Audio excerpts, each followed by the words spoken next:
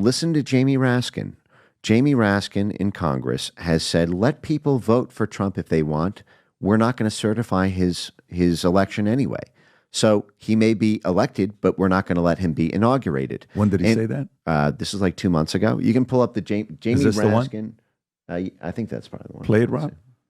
Again, it's necessary, but it's not sufficient, because what can be put into the Constitution can slip away from you very quickly.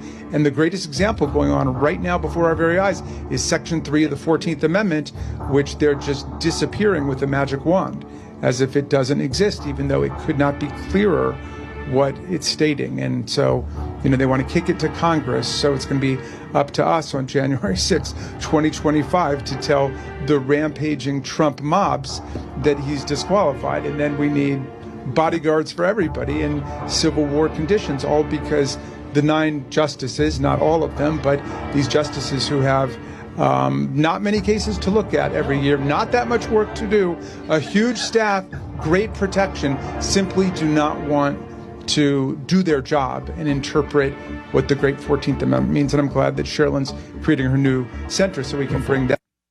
So if you go to my X handle and you type in provoke breakdown, you're going to see that he referenced, basically, they're going to provoke a breakdown on January 6th. Now, this is very interesting. So here you go. I think this is one. Right, clear Trump win. This is the scenario. Now, if you go to the next screenshot, you'll see what it says there in yellow highlights with the red highlight. Again, this was in June 2020, being organized by military intelligence, State Department, and high-level political operatives from both sides of the aisle. Again, both the former heads of the both major political parties, who were both anti-Trump. And one of the most consequential moves in their war game for how to make sure Biden was inaugurated, even if Trump was elected, was that Team Biden role-played by no less than John Podesta, who would then occupy this very senior slot in the Biden administration, White House. One of the most consequential moves was that Team Biden on January 6th provoked a breakdown in the joint session of Congress by getting the House of Representatives to agree to award the presidency to Biden based on the alternative pro-Biden submissions sent by pro-Biden governors. This is what they're planning to do. They're going to make the argument that Donald Trump is disqualified under the 14th Amendment because of January 6th, and then they will do the exact same. How likely is it they're going to do that? I think it depends on how robust the consensus building has been for this and how much infighting there is in the Democrat camp. I think that the ire between the Biden and Harris camp has disunified some of these networks that have sort of reluctantly given in to some of the recent Trump momentum. But it's hard to know right now because a lot of these tools would not be played while Harris is still the occupants of the White House. They would not, for example, deploy street mobilization protests to burn federal buildings or police precincts or put the country in crisis while the person they want to win is occupying the White House. So it's unclear how robust the infrastructure is underneath the surface because they're not going to launch the surface attack until Trump wins an electoral college victory. But this is absolutely what they're planning. And by the way, they tried this in 2016.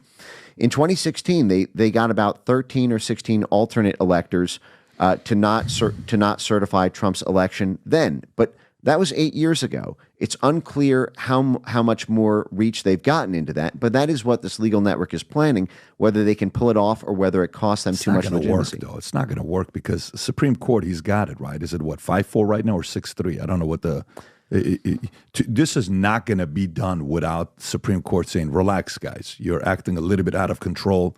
He's the president. Go cry a little bit and you'll get over it. Well, two things on that. One is, remember, it was this Supreme Court which voted 7-2 not to actually hear Trump's questions about the last election, about election fraud. That was Trump's legal team applied for cert to the Supreme Court, and it was 7-2. They voted not to hear the case. So the Supreme Court actually basically did not support, Trump's even ability to air that evidence publicly. And then the second thing is they are simultaneously launching this operation against the Supreme Court. They've opened these sort of ethics probes into Clarence Thomas. They are reopening, the lines of attack against Kavanaugh.